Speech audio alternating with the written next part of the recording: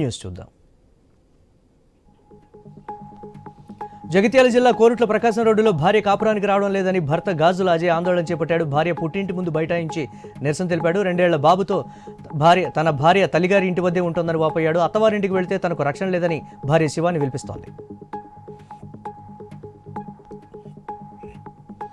ఖమ్మం జిల్లా సత్తుపల్లిలో ఎమ్మెల్యే రాగమయ్య ఆధ్వర్యంలో ఉమ్మడి ఆంధ్రప్రదేశ్ మాజీ ముఖ్యమంత్రి సర్దార్ జలగం వెంగళరావు జయంతి వేడుకలను ఘనంగా నిర్వహించారు.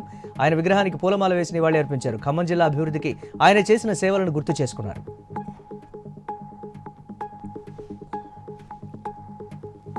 అనంతపురంలో భగీరథ మహర్షికి ఎమ్మెల్యే దగ్గుబాటి ప్రసాద్ నివాళి అర్పించారు. బస్టాండ్ సమీపంలో ఉన్న భగీరథ విగ్రహానికి పూలమాల వేసి అంజలి ఘటించారు.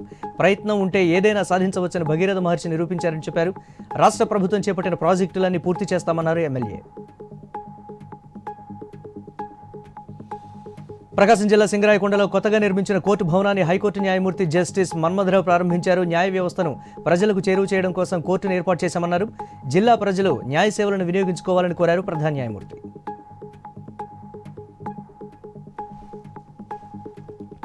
జనగామ జిల్లా కడివేండిలో మాజీ మంత్రి ఎర్రబెల్లి దయాకర్ రావు బోనాల ఉత్సవాల్లో పాల్గొన్నారు. గంగాదేవి కాటమరాజు కళ్యాణానికి హాజరై ప్రత్యేక పూజలు చేశారు.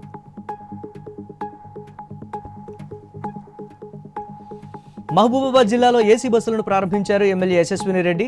తొర్రూరు నుంచి హైదరాబాద్ వరకు బస్సులు వెళతాయని తెలిపారు. నియోజకవర్గ ప్రజలు బస్సు సేవలు వినియోగించుకోవాలని సూచించారు ఎమ్మెల్యే. అనంతపురం జిల్లా గుంతకల్లులో దొంగలు బీభత్సం సృష్టించారు. తాళం వేసి నీళ్లను టార్గెట్ చేస్తూ చోరీలకు పాల్పడ్డారు. రైల్వే ఉద్యోగి శరత్ ఇంట్లో చొరబడి 13 తులాల బంగారంతో పాటు నగలు ఎత్తుకుపోయారు. బాధితుల ఫిర్యాదు మేరకు పోలీసులు కేసు నమోదు చేశారు.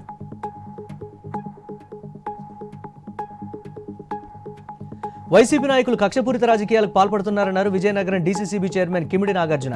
అధినేత మెప్పు కోసం అసత్యాలను ప్రచారం చేస్తున్నారని చెప్పారు. విజయనగరం జిల్లా రాజంలో మండల అధ్యక్షుడిపై దాడి చేయడంపై మండిపడ్డారు ఆయన.